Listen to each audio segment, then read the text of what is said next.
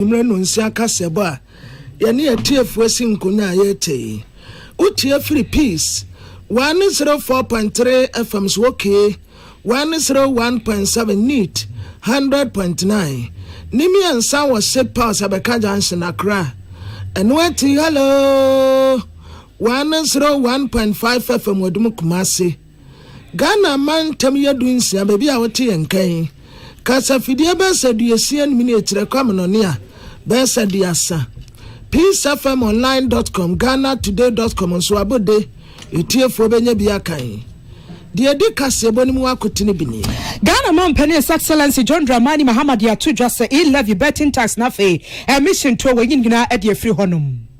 I've just given assent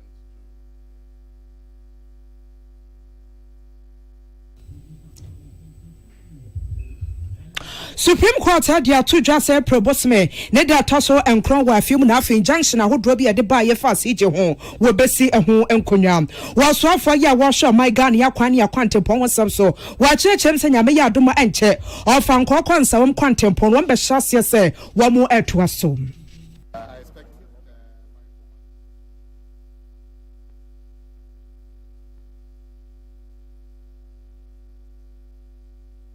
Committee ya washa senya beya isi yebetimi adamu edi ama ankrankra na ababeto dwase wo de report no akwakomo soafo ya washa energy ho samso dom kuma ya wo my Ghana mra shebedwefie bisa kosa national security fund sama worker good na afasu sika wacha se wonsa asom na hukosa en woguso a wo bisa na ababeto dwase kane wasofo ya washa energy ho samso e wo my Ghana mo yewura na po enei wanani achem Odum Kumasi wo koye no wani dwadifo ni bi subum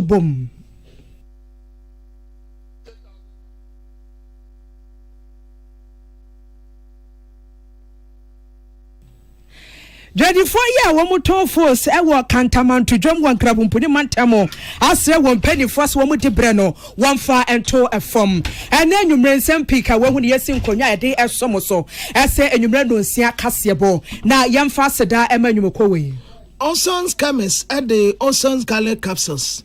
A Buama immune system now what they could tianya wenti, Yadian count to formda. MTN network in sweat the Ghana Fana baby abekobia, MTN woho, High Sense Ghana, home appliances ya papa this year's if you no office in a wana ye top free. Dolphin roofing system na board danso, said Daniel Bako and answer the sopu, or Baboso Kama diamond.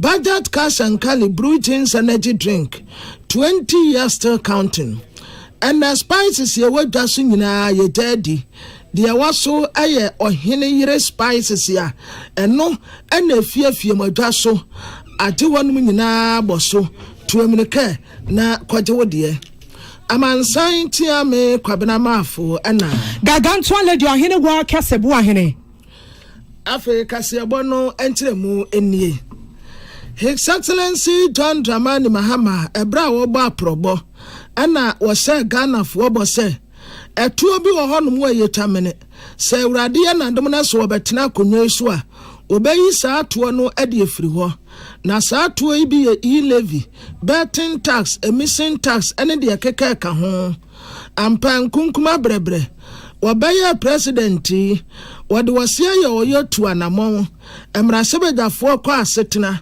saa bills ya hudo yi na omanfo ntiantie mu se etuo we de ahomete dodontie nyimfiri wo no ampa we ni nyina afiri ho enne ya de saa book ne koma no wade ne nsa asase saa tax ya edidi suo ya kane na muhuni enne muhu ombio e-levy yetem betting tax yetem emission tax enso yetem His Excellency John Dramani Mahama. This is the repeal bill. That's the famous e-levy bill. I'll proceed to sign it. I've just given assent to the repeal of the famous e-levy bill. Now, this is the Income Tax Amendment Bill 2025 to remove withholding tax on winnings and games of chance. Repeal bill. And so I'll assent to it. So, betting tax, the emissions tax repeal bill. So, emissions levy repeal act This is the earmark bill that caps the GET Fund, the National Health Insurance Levy, and moves those resources into the consolidated fund. We promise that we'll take the capping off, we'll uncap them. And so this bill uncaps the GET Fund and the National Health Insurance Levy. So the earmark funds capping and realignment amendment bill has been assented to. So it means GET Fund and NHIL will receive the full amount of their levies. Promises delivered. Osi adeɛ yo ɔkaeɛ no wayɛ. The tin kase His Excellency the President John Dramani Mahama. Yenya Sarama Tekuku Pentra Daruma and Wabuabu no ayitie for TB. Ya to akase boso de ani kyeremu awansanfo from enchepi na beto dwa say aban de ubo for Penny Felix kwatio for supie montene so a wade nkrata tenten e kyerɛ Ghana fo nyina say wamote wa wonka bishop na beto dwa sa petition ya de ma Ghana man His Excellency John Dramani Mahama say Chief Justice one shot sane beya de brene ekura ne nsam no we betimi age efre ne nsam nam so ema MPP mra so bedwani ya wogina wade ma de hia wo otafo abato ampasua so Vincent Ekwasefo akyerɛ sɛ sɛ ne esi kɔ ne ha adwene sanse wo my Ghana yetie ya de emraba 1992 constitution ana o man yeguso edi buntu wentimi ntena masabe emra ntimi enkoso santi wato ne buase ekopie mu awo Supreme Court a na sama wo kwanyina ne sɛ we de enko besere Ghana constitution no wo sha article 146 clause 1 clause 2 and after 4 and 6 na eto ne buase kyerɛkyerɛm sɛ Ghana man His Excellency John Dramani Mahama bra petition etimi aba beka wonsa no na wabo akira na sɛ ni pefa ne ho no na wakruche ne kama na afem wodi ama Chief Justice na afem wano so beto ne buase asinkonya na afe anu ye bia sefata bia no wetimi adi ama mampani yefiri hɔnom a na aba asomfo mu tebebua ne kopie mo Supreme Court ɛyɛ Attorney General wo my Ghana mu nto wasra no sɛ nka bɛyɛ akwabia so sɛ ne emrabata na to ne buase akyerɛkyerɛm no saa pɛ ne yɛnhwɛ sɛ yɛbetimi de ayɛ adwuma na ɛna no na mpanifo de atodwa wɔkyɛ sɛ ne dua yi ɛna ne yɛtie bia injunction no na ɛwɔ sɛ mpanifo hwɛ sɛ wɔn betimi esi ne koso na afei yɛtimi aka ho asɛm nanso mpanifo kan wasɛm sɛ enkonyasie timi akɔso ma Supreme Court ade atodwa yi a wɔkyɛ sɛ probosme ne de atoso enkron wɔ afi mu ɛna asɛm wɔn betimi atena so na woyɛ no esi nkyɛn a abranteɛ baako ɔyɛ private citizen wɔ my Ghana mu Ebeneza ɔsɛwu so ne yɛfrɛ no wɔno so atwerɛ nkrata ti sɛ application webim ade akɔ da court a wɔkyerɛ sɛ Ghana man panim His Excellency John Dramani Mahama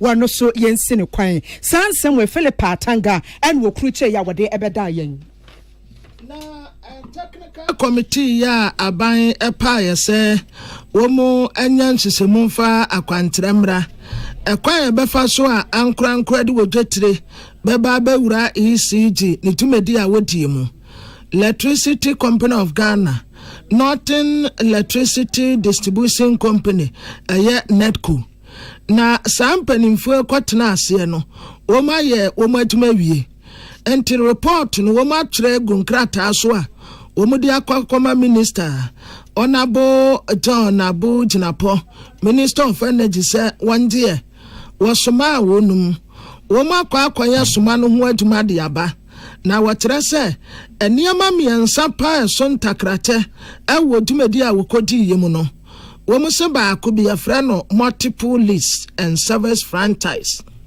na saa deɛ wei no committee no didi sɛ saa ban de saa nhyehyɛ wei yɛ adwuma ɛnea ECG ɛna NEDCO wɔnom nyinaa ho bɛtɔ wɔnom sɛdeɛ bɛyɛ a ECG no ankasa bɛtumi agyina ne nan so ayɛ adwuma asom wɔ manfoɔ so mpɛnti ɛna wɔde saa nhyehyɛ yi aba na bra wɔgye report no wɔda wɔnom ase ɛka wei all the relevant stakeholders in order to advise government on the way forward. Ultimately, what we seek to do is to ensure that we have reliable, affordable, and dependable supply of electricity. This exercise is not the end of the road.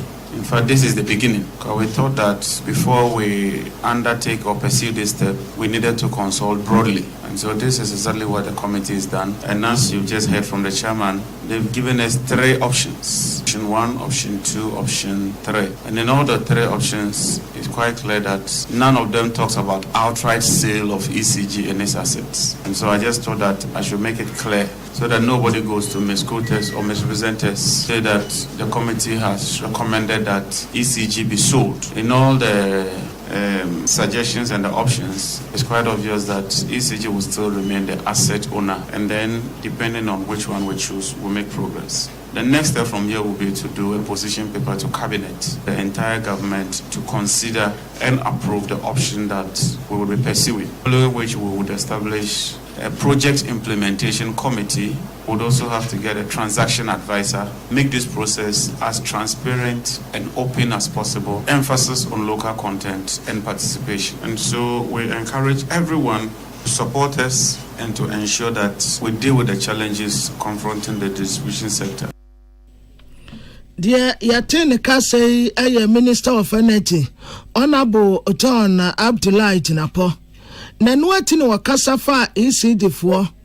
Womu a containers ya ayira ewo temaport no so okasafa ho. Yeah, we've written to the Attorney General to conduct further investigation with the possibility of taking the culprits to court. We've also written to NIB to institute a proper and forensic investigation to determine the whereabouts of the container. And I've also personally written to the National Security Secretariat to help us secure the remaining containers so that we can do a proper reconciliation of the containers. Because some containers are still stuck there. We need to secure them so that we can put them to good use whilst we pursue those that cannot be accounted for. Dear Yate say Okase, your Minister of Energy, Honorable Abdullahi John Jinapo.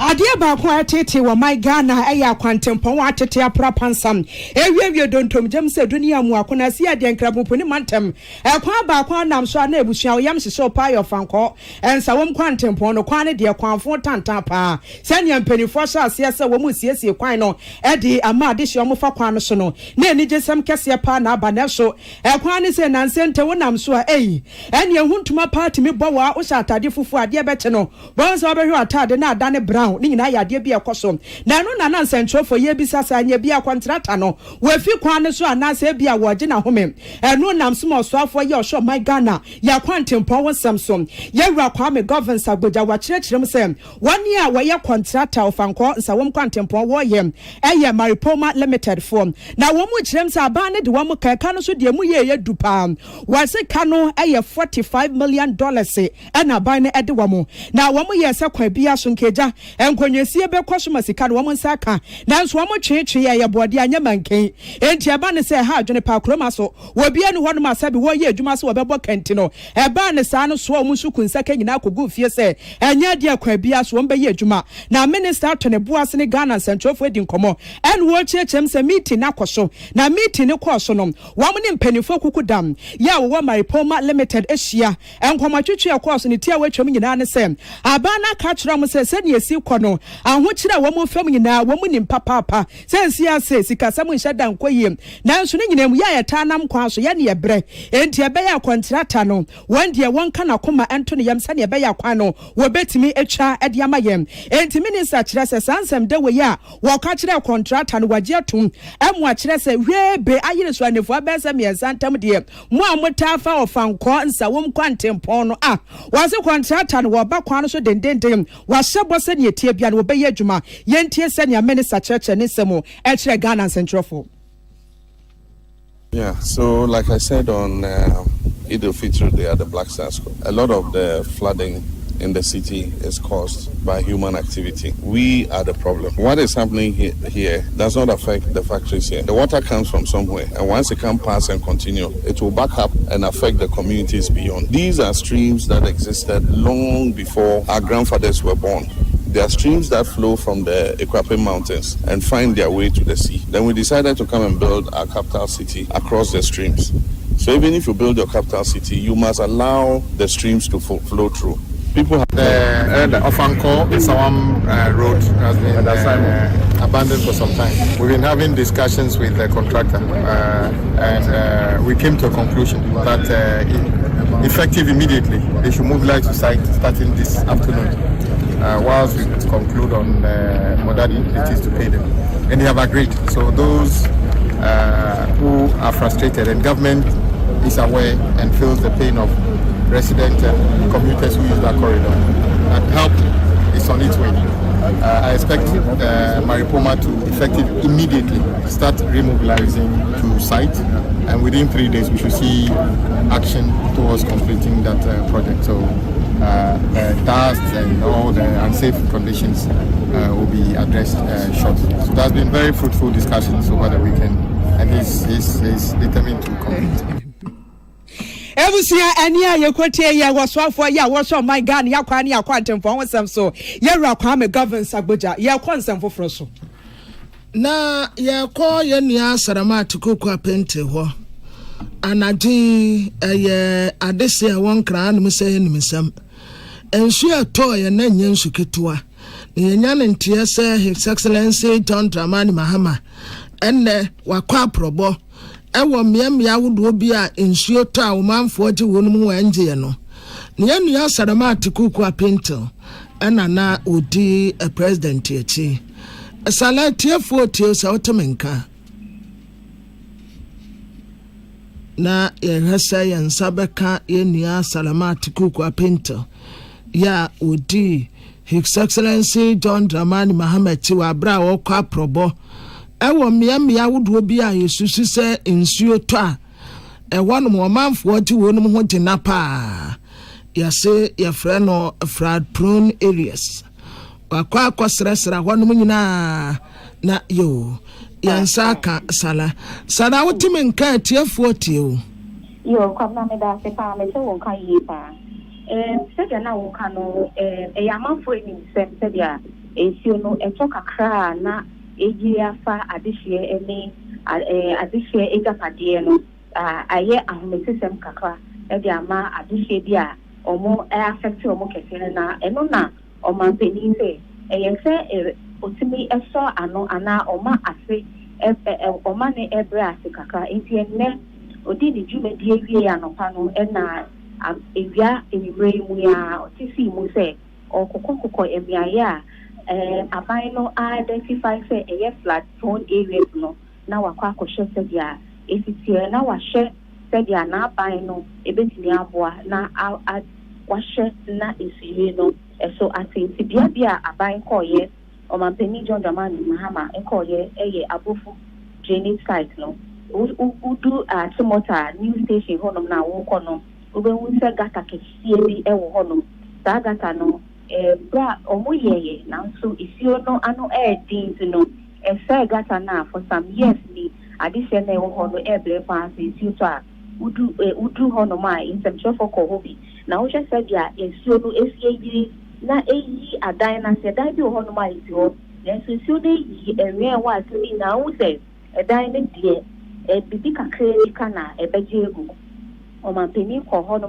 ko no contractors egu ho a omoye ejuma no omuche o ma peni se ejuma no afei no ma shase but o ma ye emu 15% a omo esisu se ebra by June die na omotimi aye du bebi a ebeso nsio no ano o ma peni fi ho no o de ni che malam junction ibu a efe ho rantia side oko honom osan ko Accra Academy genocide di ewo honom a emeso o manteni ko hye ufi honom no na oko odona ewo circle ho side no na bra o manteni du mala dancing no ni adeni hu ye ni anje ho kra o share company there from Kaifek Motors no o ma beji sa rantia site honom na ensuo na eda hono o mo si o mo a company no ewo wa blocki ensio ne kwan na adirect ensio no akọ bebi a adise ho na omuso yes aye no gata ho no mo mbie gata ne mu na mo ye gata ne fiari a ensio ne toka kredi pe na yi afa adise a ho no na efa ba omo ankasa bebi omo ye eduma wo na se wudi weni kodru ukọ ho na wudi weni ehye se dia esi asen na ubedie wano eno no edidi ama saa overhead na ewo malam junction asekra ayemre inti omampani du honom no die omo ho no omo afa no ahomre so okasa ya mani kacho omo se omampani eni the red sec eba beka omo na nyama omo ase wo honom no omo ahye ema omo adeseote saa enyia no omo etu eguso no eni omo dan ni ade na omo etisi ewo gata eni kwan ni no omampani se saa dwumedi no wo bedi sanse ye omo eni omo di sansem moni nti abai be so omo kete mo mo tia ka ye di bebi saa dwumedi no asen so bia ko saa ye nyina ko hwe ho nyina no dan ni ade a omo esiti afa gata mo a block gata si na omampani si saa ade ni nyina saa dan ni nyina obedwegu o say abane saa esanse se bia nso yiri kakra na asay ade ne todampo a enipa esemhwe omo nkwa no ese aban ne di ni 90 na omia neni o se eye din ebe affect bi mu but ese oye na sansuyire no ese asietimi brase na bia ho keka edema de se de be ya wo wufie kra na se esi oto a wo ba home ehu se enti onu endi semone emfa yenti omampani John Dramani Mahama ne nsemi bia okan. Yeah, so like I said on Idil Fitr Day at the Black Stars School, a lot of the flooding in the city is caused by human activity. We are the problem. What is happening here does not affect the factories here. The water comes from somewhere, and once it can pass and continue, it will back up and affect the communities beyond. These are streams that existed long before our grandfathers were born. There are streams that flow from the Equape Mountains and find their way to the sea. Then we decided to come and build our capital city across the streams. So even if you build your capital city, you must allow the streams to flow through. People have built and blocked it. If you build and block a stream, the water will still come. But when it comes and it can't pass, what will it do? It will flood its bank. That's all that is happening in this city. And that's why we're asking the regional minister and the district chief executives to take a very tough stand on people whose properties are blocking waterways, because they're creating distraction for other people's properties and even loss of lives. Sometimes when it floods heavily, we lose human life. And so it's not because we don't have a sympathy for people like that, but we must enforce the bylaws. And the point is, the assembly here, how did you sit and allow this to happen? How did the assembly allow this? And that's why you have the chief executive, you have assembly members. They must be conscious of all this. These are waterways, like he said. Can you imagine the volume of water that this place alone can hold when it rains? And so if you fill it up and you say there should just be a drain passing through, the drain cannot contain that water. And so let's do what we have to do. Dear Yatin Kase, His Excellency John Dramani Mahama, Yenya Salamati Kukua Painter. And this Yamanyo Kodia to just say, Womu ya Bambia, Womu Dogana Funti, what the 24-hour economy ne Ashum Ghana for in Asania Beya, and no Peviani and Yumra Yakodena, Mount Fojina Wanaso, Yawuguswa Warrior Jumade, and on some Emma Ghana Investment Promotion Center and Penny for the two judges say, What you made dear word is Sia Diomosokrano, 24-hour Sapa Pep and Wombasham Ghana for. Now Penny Quanchra for Ya Washitri, SSCO, Ewo, GIPC, Yara, Simon, Maji. Actually, much less than for say. Ya ne to the beer de pa de ma man for teaching 1 year investors no. Webu anum pa application baako eh. Wa be kwa ba na afekra de nipa na genesam. Woka so wan san kwa ai na GIPC kura kwa mi kwei. We kura be ka se minya abotre me ntwen kakra. Wasi si akra de said your mato on boas wo maye no.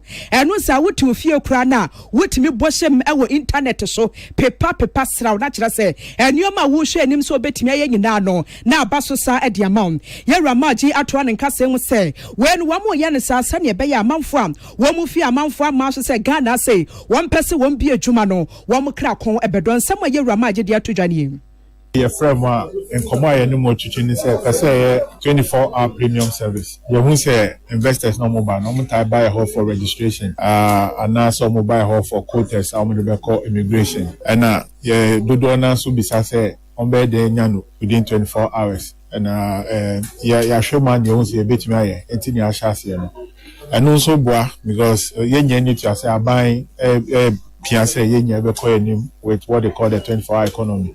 That's a 24-hour economy ni be here I was here to making sure the process is linear, and within 24 hours, now investor needs so much on. And no near no pay.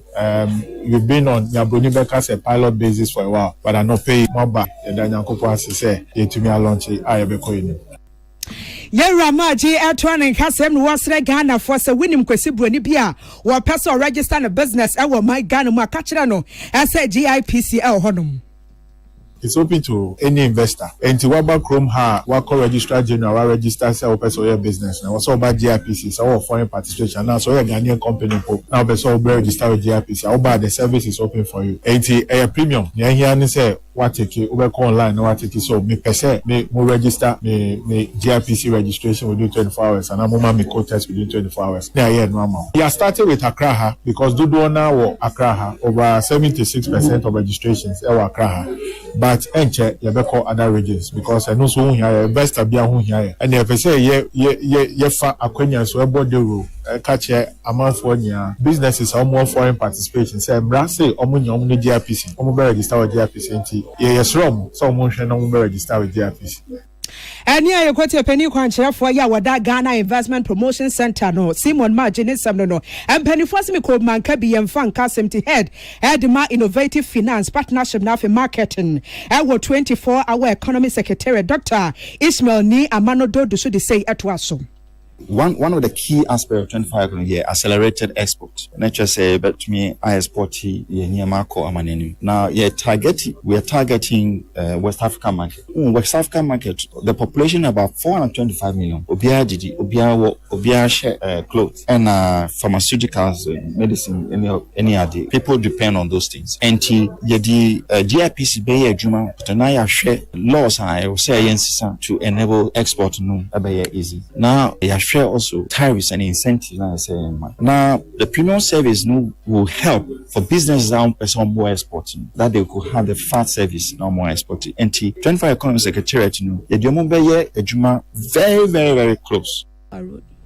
Ebusia ni ekwete wanu ye penny kwanche for ya wada Innovative Finance Partnership now for marketing Adama 24-hour economy secretariat no Dr. Ishmael Ni Amano Dodo Sansom we Clinton akwesi amuakunu oboaboa na ode bedan yen na ye February de toso enkron na national security for koyo operation was happy na ye tifri sa operation ni mu ne se Woma kongu containers ya anya containers nketo 40 feet containers ya akasia bese etumi enu ana esiwa no womu ko bie containers ne so no adese yemehwe ho gold ana ya sese no ba ana ayemu mase be eno nten kode America fo sika bi dollars no eno so enhome wom eno so aboma be ena Ghana de bi empoka ho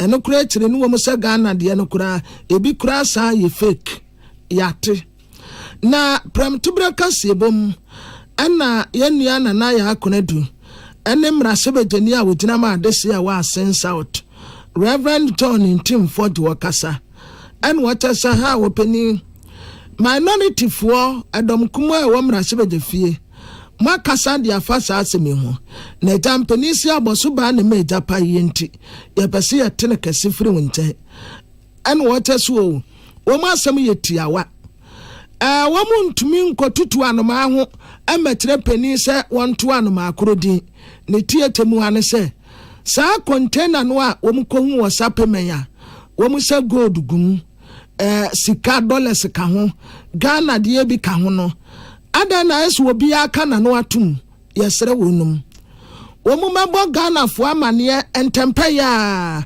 baabi a containers ne ho asem wakwa koduro February 9th, rate national security for a day central for cameras, D3, was a payment, Echo Power, 12 containers, 20-footer containers, Makuma Kudumi, gold, Asemuma, Sika, Asemuma, dollars, cities, Asemuma. And also, I was here 2 months near Yente Hore. Why they said that I say one allergy. Now, a grown allergy for the baby. Now, if that's why they said, good in this country, I'll say allergy. Yente and also the Akakuri. So the kind of cry to do a thing. So go to no air to do a thing. Now at the Kodia Potia, the back room has to what about the empo, the appliance, so assume kind, then what is the scanning good now 1 year citizens, so the sign on what me actually court to ban on your moko. All these information are the yapa as a muta of fine, na Ghana food, na Ejakuma to Yemu. Dear, yet is Okase, Reverend John in Tim Fortua. One founds one waters and how penny. Assembly crowd, the ababe to da, man penny crowd the directives yabe. Now, Musa say, Musi and ya, Enuboni bi, our Kotoka International Airport. And a sikan sway, di framan on it, ya kwa boneso. Your friend is someone in London, and also be Wakotoka International Airport. And what is so? Yeah. And no crowd, the crowd, a defense and an interior committee here or parliament. I already said, Wababua security agency be our person semu at the first assembly. Yeah, so defense and interior committee. Yeah, I crowd of Cambo, agencies in a parliamentary oversight. Well, most say, you know what they can every now and then one budget to crowd. Yeah, the emphasis once they are passed them out. And to a parliament, when you have parliament, near you update be a one from my back case, I was a you be a one wire found, or more and briefly. My so evidence in a subia will be a feather, radio so yet 3 to Ghana, and send the deal of a near 3 funding to radio so, and it is soon. Just said Yamawo, no more you one moment getting in Testament. The Ghana, yes, ran, yes, percent in 1 year, the best papa had you, but then film was near to the pennies. Dear, yet is Okase, Yamrasiba Genia with Nama Desia was sent out. Reverend Tony in Tim Photo, Yenia Clinton Aquasia Moaco. Ya to akase ebueso de ni kiremu ewo ensemfoforo emu kan he wo soafo ya ne wo hwa na je wonsam so o my god am Dr. Matthew o poku prempe now enedue wode ni achem wadum kumase na wo kwa adwadifo ana no adafia da bi ya chese ejabra ne panya sem kuma na wugina ho pa na eja to nyomem na afe ni abetimi aka ya ebuei eje munyem yo na asefo na enyoma pa wani tua na sabe ehye de na yade bi ha adwene pa Dr. na poku a wose woni wom nyina esu abom na mmom ni awo kanyina ne say ya konsam hyedensam and wode ko adiama dwadifo no wase ebre ya wom ye bre emu odene papapa enti wobese dwadifo ne say sam papa mu wetim wakame ena party A party B ne nasefo no wase emua bre wom nyina ye bre bia wase wo hwe say wobetimi aka wo ho abomo Dr. na po wa kwanya no nkoto ne ko enemum wane mraso ebedwafo mienu ne ko ye emraso ebedwane ya wogina wode ma de hia wo subi abato ampasua so lawyer Kofi Obriya Buasaso and Amrashe Bejania Wajina Wadema Deshia. Wawa Menshia South Abato and Pesiaso, lawyer Nana Eje Bafo Ewa. Now was one who say went to me Massa Wabase Yase Kane Energy Minister Kenemum Wakikan and Sassano MP's Commons for a common fund no and wadi 150,000 Ghana cedis the Momo. Warrior was one Kasani bottom personal money 50,000 Ghana cedis and no woman somewhere and now for so cement in $500 there wadi echa woman. Ejoma ashi enkawa unhu se de ade na yede the medical share senya me na emom ho ban na baby for ho ka na aban kidigidi wa beboa baby for ho ka aban onye dey ihentime nipa do edi jo wa gina o se o muti aban ka na mesre bo an kasa ju munye kro ba nka bo ho ammo na obi nam ha o be friend dance aye dey I was say eseye bi ba yehu se ye yi bi ne dey nemo binia lawyer ba ko so jam nche ha ba fo awu me say MP's common fund me dey sika kakra meant be am fa nya adwuma me pa MP mensia South Chew said nani chere ya 100,000 cedis out of the month oni ni obi o fa dwe mo ho said e be ya o metimi e dis asika no aboa enso so ultimi kan se wo kan sa me must be bottom 50,000 Ghana cedis gasase cement suspect the mu here there spent $500 Ania Yokotie wano kane energy minister ewo my God and yewra Dr.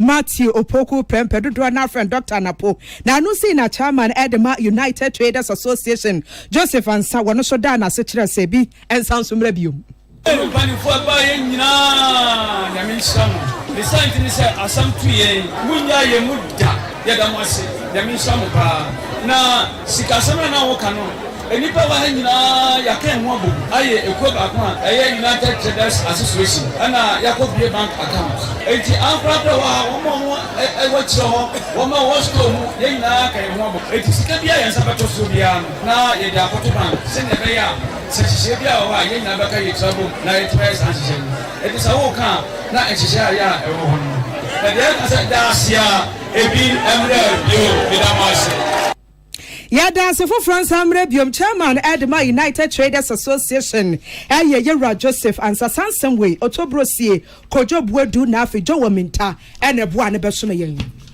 na edadifo bi a wo Kantamanto ya watu wonum din se concern market members of Kantamanto ana wo mokase wo motese wo share Kantamanto edano a ana anu ye se ye no a Omu wa members bia omu ye 13 ya omu na eda wonumu ano na saa 13 members no omu ati omu ho ya papa nti animanim ya saa 13 members ni nyina obi an resign na wonfa ne dibranto fom na wotu mra kiresie convener Emma concern market members na Kofi Ado en wotre se wa friends am trafo so mumra metri ntinsam trafo koy en what say ye frɛ ekuo bi OR Foundation na OR Foundation no en woni sa 13 members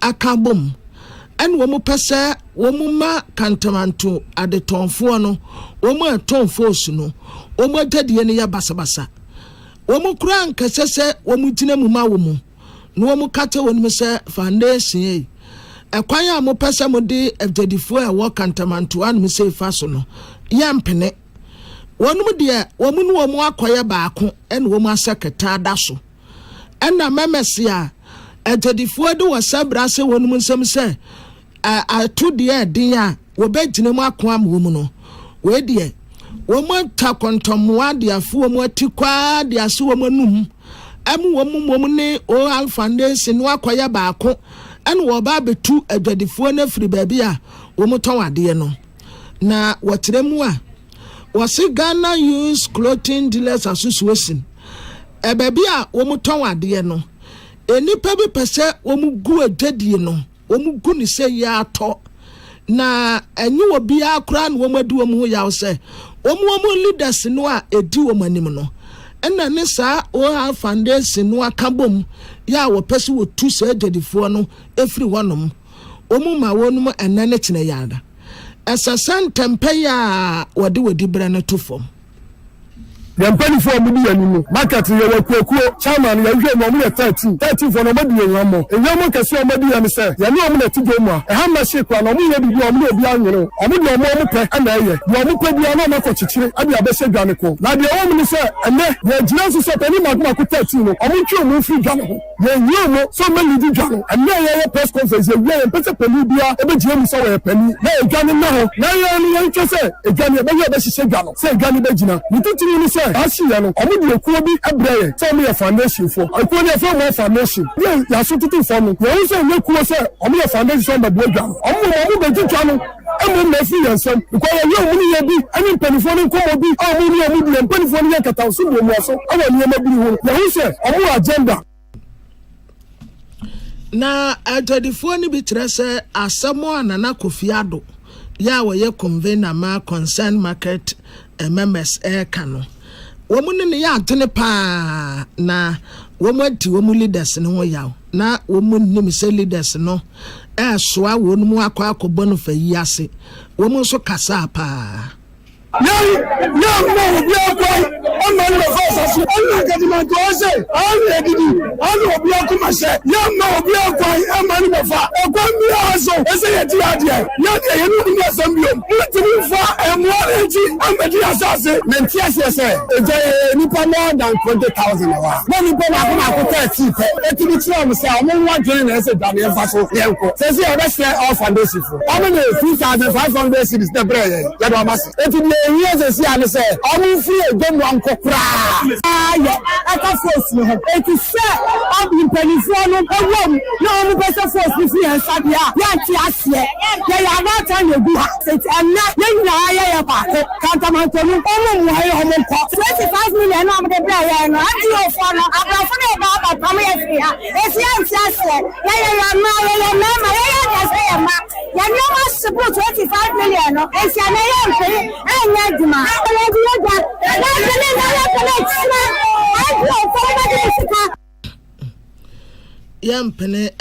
yampene ochina wei aye edadifo a wo mu wakantamanto bebi ayeton fosu na omukase enia Abdullahi Dasmani.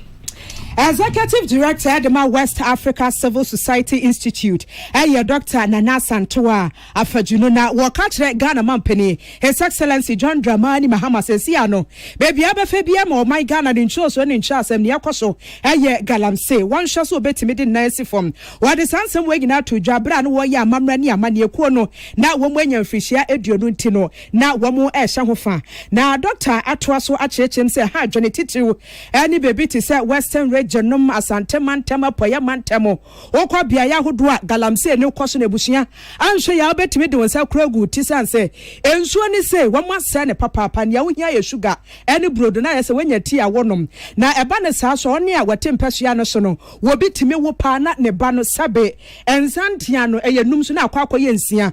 Afi and she no cry yet no aquani pediamono, and no beshes will be in your cancer and asefono. Dr. Chem say ya dear be a coso chromaseam, Saba. Na share ensi jina papa ebetimi aboa sane be galamse ebetuase a wase daache ye wokosa pa e wase yetimi eya no doctor asem ode atodwane we hwese na ye rivers ye nsuo ye forest ni ade ahonti ye say bibia kase esese ye hwe na ye address sa problem no na me hope said Mahama government omo aba no e ya ade a omo behwe so na ye jai galamse esese ye jai kra because galamsey effect no and ade say resources and then a year for generations to come ye na omo a 50-100 years from now omo be blame say ya say Ghana ya say omo bibia and na make us say a bigger issue make say any civil society nko asem a development issue for Africa ye we sika ye wo precious things resources esisi ye hwesu yi Dr. Afajunu Atwaso Achira say, Adia Bakubi Hanepa, and Yebisa Diasem. Was a ya what you want my bones say. Civil society organizations, Marchamedas, ye, and Nuquesibro, Mumma Kakra, may Yajumed Yebisente, me ton Sadia Fremo. What was a Sadian, a Yakaya, or best pa. As a civil society organizations are who draw, one more chromasim, one summer who draw, one Ghana for one China Ghana for, young Jumedia wood didn't know, one more boy a Chidomanas, one more boy, now one more Timmy. Every woman kumem aye juma ye krabehwe and some doctor Akan government and support it my sika Ghana for ye besi ye wa badae my ye dream nipa ho bibi say aye ye bia boa sika bibi odo de beba ode abeboa enso ye ka ade aye affect ye democracy ebia na media ejuma oye government no moa onye se ejuma obi human rights ni ade ade a ye sheda edi ema sika ede course aside nti esi ehwe na ye hwe sa niema because ni na ka ye puntu ho affect ye puntu nti ni na ye ade a esese ye hwe na ye address na me ka say sika sem no pese ye less dependent on sika efi abuchiriba ye pese ye nya ya sika. And here you no Executive Director, Adema West Africa Civil Society Institute, Kono Dr. Nana Asantoa Afejuno, Sansem way, Naomi Obenewa, and a Boabwa no de Bessomian. Na ekwobia ye fro no say perfecto of sentiment foundation ɛna omune amplify change University of Ghana LCC officer ɛyɛ Women's Commission ɛna kambo mu a omu yɛ saa seminar na etifia asɛm ɔde to so say safe space preventing sexual harassment on campus omu yɛ wɔ University of Ghana. Executive Director Emma POS Foundation Jonathan Osewusu and what say campus wawodo no sexual harassment kosopa sha boys see ebiye letters a free penny so be sin kwada bebre no adifo oba eko na bia wo sha no tudin bi wo ha no de nsa kora akobɔso obi hu oba sebe ne mpokua egu ne boso ase wa sejo saa nneɛma nyinaa yɛ sexual harassment a wɔpɛso wɔ mu kasetia sɛ obi ba school na sɛ wo so usua de na botaye si n'ani so no amemu a enyoma a edidi mu no ebi ni sexual harassment enu nti no sɛ yanhwɛ ya modawu ɛna nkwala ɛka sɛ yɛma na ɔmo school no so ɔmo nyi no ɔmbɛkɔ adwuma mu ɛwɔ so ɔmo te deɛ friend sexual harassment sɛ obi ama consent a ontumi ɛmfa wɔn sanka no na obiara ne body ene ne kan san ne honam bia na ɛyɛ ɔno ne dia onni control over it cha ɔno ama kwan nti ɛyɛ ntete a ɛwɔ sɛ yɛde show massive school pɔ mu ha ɛkɔ adwuma mu ɛkɔ baabi a na saa no ɔmo nya kwanya na ɔmo kɔdu office bia ɔmo ankɔtena amanfo ani gye so anaasɛ bibi saa akɔso a ɔmo atumi abɔ ayi amanfo a ɔmo kɔ saa ɛhaw ne mu afi mu efisɛ obi wɔ hɔ koraa na ɔntumi nka saa na dwumadie ne tim deɛ yɛte sɛ ɔkasa yi yɛfrɛ no Executive Director POS Foundation Jonathan Osewusu na Secretary ma Anti-Sexual Harassment Committee University of Ghana member ama Pinkra Soate ɔno nso de nneɛma a wɔde ato akwan mu a wɔpɛ sɛ wɔkotia saa nneɛma bɔne atugya encourage you say ya trauma say their sexual harassment examples of sexual harassment until women be can say so be harassment and can't show them can report because invest in person creative space safe space for the invest in the person or what's the very about anti out me ba obale ko has what be share there etimi akoso sia wa de no nya degree no wako a obi ama ntimi say I had to 0 tolerance to sexual harassment. You can say be harassment. Be bold enough to it. Your email addresses, numbers, your contact contact. You only your dream. I see your dream. Still be somehow they are able to show. Dear Tessa Okase, Secretary ma Anti-Sexual Harassment Committee, University of Ghana.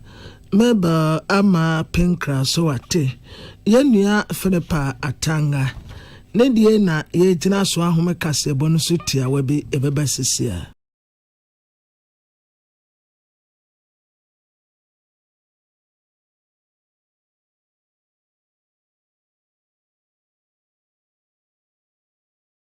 Peace FM. Sure. Bushem. So now me now that's what fallen. So what kind of move smoother? On the engine oil. It's bogumo. Engine oil. On the valvoline. Valvoline lubricant. And I'm used to valvoline. Chai, chese. Who use valvoline lubricant? No emission. Valvoline oil. On my car, machinery, and equipment to move smooth. No friction. No, you fit your engine and winter with that. No wear and tear. Valvoline oil, Abataria. Obamacana wants him to walk with you. Double movement desire smooth. The engine is a bit cherry. What on Valvoline oil? Baby, what on oil beer? If you do a brain main office, then you gonna Telecom University opposite. Yep, and CBG Bank. Fred 030-225-7633. Not the authorized dealer. PSD Plus 020-128-9987. Valvoline, the original engine oil since 1866. Happy delightful June. Swachulala, chichi soso. Afranapa. prepare to breakfast and was in woman. Don't happy July free juice against with toast, cereal, and even them cool. And you may a bread and fifi. What's the fridge man? Happy July fruit juice. One of one. And you be happy to relax away. When you're let's say what a tremor. Happy July free juice. Off and a baby, I bring you all day long on free juice. I'm happy July. One different flavors, different size. You number 1 letter. Number from NG 150 and 250 ml. A baby healthy life shows on your supermarket. Happy Life free juice. Loaded with taste. Peace FM. Tune it in, turn it up, Peace FM, and rip off the knob. Yema yetiefo akwaba. General Secretary Emma unposted Environmental Health Officers and Assistant Association of Ghana. I win Fred Atinga ena obo abanya baso so ayade pa oni Minister of Local Government, Chieftaincy and Religious Affairs say National Sanitation Day noa umasa kofa bano eyepa na saa dwumedie kase sei no sankuomo de Environmental Health Officers no eka ho a enka ni so ade mu na esi wani so no ubetumi achieve pa. National Sanitation Day nanka eba so ne na mu bi ani GSA ebeba so nanka yenso ya present a letter amom esan say aban aba koso nyina obia ni wa work sanitation a wo kan yi even including the current local government minister wa bai work sanitation a no ka say ye be he ne yakofa amanfo na o makoye sanitation na mbom mo supervisor mo ye adwuma ne se ne wo so mo ye abra nipa na wo ye adwuma nanka se nya ya de amanfo nso nya no Environmental Health Officers and assistants. Ombom ni echo maja nti esre no be authority no the Environmental Health Officers and assistants aye adwuma ana omo mefo ma pra kurom kura ye be mo at least 6 months training by Environmental Health Officers and aye schools of hygiene. No omo kwanya was omo si handle sanitation so. San kofo ya nkofo bi a wo nimdie a omu betumi atrɛtrɛ omanfo titiri kura ne sɛ kɔrɛrɛ yi ne tie yi e betrɛtrɛ omanfo kwan befa so a e be kura wɔn enso wo sha 2021 2022 2023 2024 bat ni nyina tifie ya wo mu ni adwumayɛ enam so emeba hunidie sɛ yi a yentume nkura ne yi. Yeah, this idea ye catch your minister and Excellency John Dramani Mahama ne say sanitation no enye buga ne be ye nti ye srom omuma yemfa Environmental Health Officers na enye de yemfa ye nimdie no mo ase ne be ya promet me ate nti se wan use the rightful officers to say Environmental Health Officers a ye titi fia ye nye adwuma nyi anya adwuma na emwa na perhaps ye right say ye wie school na within 3 to 6 months omo post ye ya tena fie 4 years ye kwa 5 years and obi anso enka assembly be my officers or more field baby are retired this is a meeting be 5 to 10 are retired and so ye replace you omo kini nyina no ade so baby akoda omo so ye can say the magic but at least numbers no so tia abra man no so entimi nkoso se ne wo se e court so na eno ati no atre se enka ekuo sei ya nkasa se omanfo kasa de ma wo mu Environmental Health Professionals na nkomu ba monten ba kyerɛkyerɛ yɛ no ase enenu a esese kasama wonum no esha etitru paasisi ase kɔra aba eduate a na mu yɛ omu wɔ hɔ kromo aye fi a ehia se ye fa sanitation serious sanitation so ye be fa the serious na ye Environmental Health Officers ne assistants ya na ye betimi aya amana ye ti ye kan se cholera about 24 October 2024 be sin ne akum nipa bebre abranka we nyina no ke the sanitation a ye Environmental Health Officers adwuma no etu ye nimu kan ye ne se nyenke wo se ya sembre ka nipa bebre be nyina nko mu because ye nimbe cholera de e preventable disease ye no omabusuafo ye be mo yakɔ na yaka kyerɛ omo se omo ndie enye omo fault se omo nya cholera wuye se abanya yi nanima free sanitation aspect a wama kroma ye fi since time in memory abesi na aban bia ni wa wo fa sanitation serious no enti na aba na sa Way a General Secretary ma unposted Environmental Health Officers and Assistant Association of Ghana. Na Awini Fred Atinga ne die na yegyina so na yede kasebo no aba ne wieye yenia Abdullahi Dasmani. Amansan tiame kwabena mafo ena Gargantuan lady ohine wa kase bowa hene. Na Oson's chemist at the Oson's garlic capsules. A boama immune system nya hoden kotia nyarewante. Yade anka won to from the one hoden Oson's garlic capsules. MTN network no so de say Ghana fana baby abekobia MTN ewo ho. High Sense Ghana and the home appliances ye to che essence ye to baby papa. A bodem one mo amfie bebrebe. Neda soa esi ho eye High Sense Ghana Sebanu TV, air condition, sound system, rice cooker, blender and yama this year if you know office there you're turning in a free High Sense Ghana everyday price for everyday people. Dolphin roofing system na board so a dining abakuba kwana se wesia bumdo sopu obebo so kama enne sa we ya ba ntuma yeni na wasi dan no awia fa ho asem nyina akoda adofe obebo so kama e betie free source nti wonte brebia when it's East Legon Trinity Theological Seminar opposite na onsabeka no friend was 0543661716 budget cash and carry at the Bruggens energy drink ya beja so anomonia kama emma hoden a wo hwehwe de aye adwuma no natural strength no a na ode be ma wo ya no be say 20 years ni eguso enom sa wo pedodo atu a wo frɛ 05500 10000 05500 na wahene yire spices and na wodwa so sisia say wo pe spices edi aye stew edi bia ye nkwan edi bia ye jollof edi bia ye chicken edi bia ye beef edi bia ye spaghetti edi bia ye fish anase nam bia wo pesa wo ye duane bia wo pesa wo ye no ohia ohene yire spices ewom. So pedodo to a oberfre 0244 525 908 0244 525 908 Abusiafo ya damase ama moniti a yedwumedie nkae nyina eto aso. Tune it in, turn it up, Peace FM, and rip off the knob.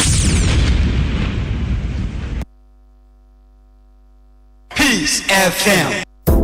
Midofo a menu ho agro.